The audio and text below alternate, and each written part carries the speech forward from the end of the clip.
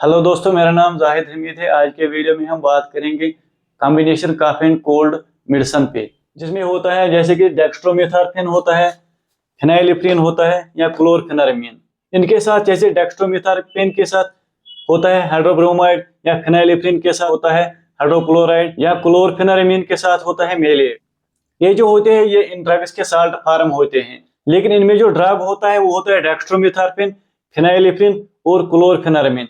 लेकिन इनके साथ जो ये साल्ट्स होते हैं जैसे हाइड्रोब्रोमाइड होता है, हाइड्रोक्लोराइड होता है या मेलेट होता है, इनकी कोई फार्माकोलॉजिकल प्रॉपर्टी नहीं होती है। लेकिन इन साल्ट फार्म की वजह से ये ड्रग जो है जैसे डेक्स्ट्रोमेथार्फेन सॉल्युबल हो जाता है हमारे जीआईटी के फ्लूइड में, और उससे क्या हो जाता है ड्रग की अब्जॉर्प्शन इंप्रूव हो जाती है और उसकी वजह से ड्रग की बायो अवेलेबिलिटी जो होती है वो भी इंप्रूव हो जाती है और स्टेबिलिटी जो है वो भी बढ़ जाती है इस साल्ट फार्म की वजह से।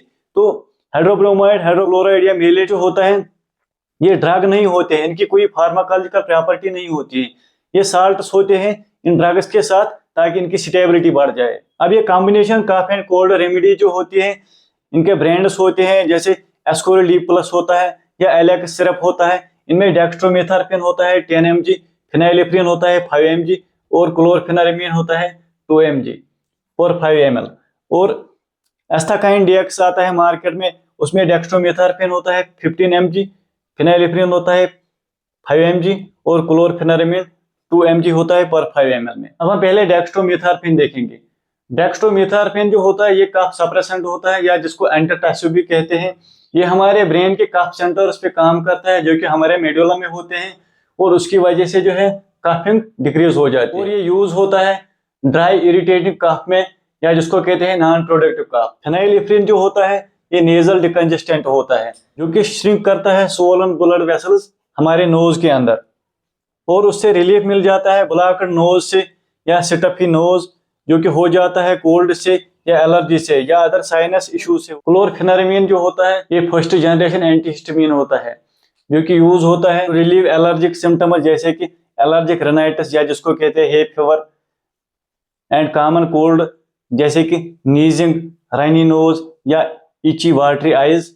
इन सिम्टम्स में जो है क्लोरफेनारामीन यूज किया जाता है। Combination cough and cold medicine जो है ये पर्टिकुलरली यूज किया जाता है ड्राई इरिटेटिंग कफ में या जिसको कहते हैं नॉन प्रोडक्टिव कफ। और जिन पेशेंट्स को ड्राई कफ के साथ जैसे छींके भी आती हो और ब्लॉक्ड नोज हो उसमें जो है ये यूज होता है। हम इस कॉम्बिनेशन मेडिसिन की डोजेज देखेंगे। 4 साल के बच्चों तक ये दवाई जो है रिकमेंड नहीं होती है। यूएस FDA या अदर मेजर हेल्थ बॉडीज जैसे कि अमेरिकन एकेडमी ऑफ पीडियाट्रिक्स जो है इनका स्ट्रिक्ट रूल है कि 4 इयर्स के कम बच्चों को जो है कफ एंड कोल्ड मेडिसिन नहीं देने चाहिए जिनमें होते हैं जैसे डेक्स्ट्रोमेथार्फेन या फेनाइलिफ्रीन हो या क्लोरफेनारामीन, क्योंकि इससे बहुत ही सीवियर जो है लाइफ थ्रेटनिंग साइड इफेक्ट्स हो सकते हैं जैसे कि बच्चों में रैपिड हार्ट रेट हो सकती है, हेलोसिनेशंस हो सकती है या बच्चों में कन्वल्शंस हो सकते हैं जो कि बहुत ही सीरियस साइड इफेक्ट्स। और बहुत सारे रिसर्च में ये देखा गया है कि 6 साल के बच्चों तक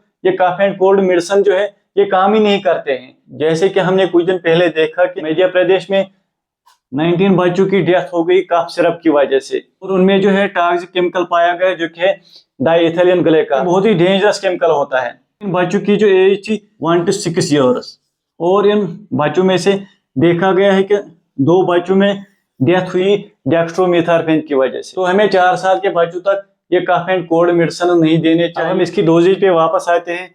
6 ईयर्स to 12 ईयर्स के बच्चे तक जो है 2.5 to 5 ml दिया जाता है एवरी 6 आवर्स के बाद।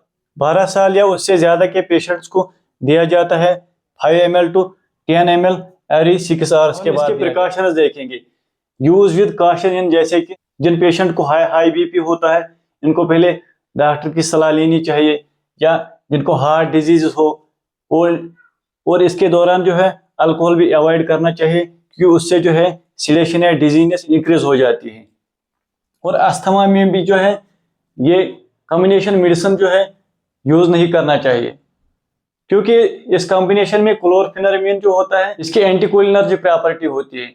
एंटीकोलिनर्जिक प्रॉपर्टी से क्या हो जाता है अस्थमा के पेशेंट्स में जो म्यूकस होता है वो ड्राई हो जाता है और वो म्यूकस जो है लंग्स में फंस जाता है, उससे म्यूकस जो है कफ आउट करना जो है मुश्किल होता है। अस्थमा जो है और एक्सजर्बेट हो सकता है और जिन लोगों को प्रोस्टेट प्रॉब्लम है जैसे कि BPH बिनाइन प्रोस्टेट हाइपरप्लेशिया, उनको भी पहले जो है डॉक्टर की सलाह लेनी चाहिए। और BPH जिन पेशेंट्स को होता है उनमें क्या प्रॉब्लम हो सकती है, इस कफ सिरप की वजह से क्लोरफेनरमिन जो होता है इसकी एंटीकोलिनर्जिक प्रॉपर्टी होती है, और फेनाइलेफ्रिन जो होता है अल्फा एड्रेनर्जिक रिसेप्टर ब्लॉकर होता है, और उसकी वजह से जो है यूरिनरी सिम्टम्स डेवलप हो सकते हैं जैसे कि यूरिन रिटेंशन या यूरिन इनकंटिनेंस, ये वाली प्रॉब्लम्स हो सकती है इस कफ सिरप की वजह से। तो हम इस कॉम्बिनेशन मेडिसिन के साइड इफेक्ट्स देखेंगे।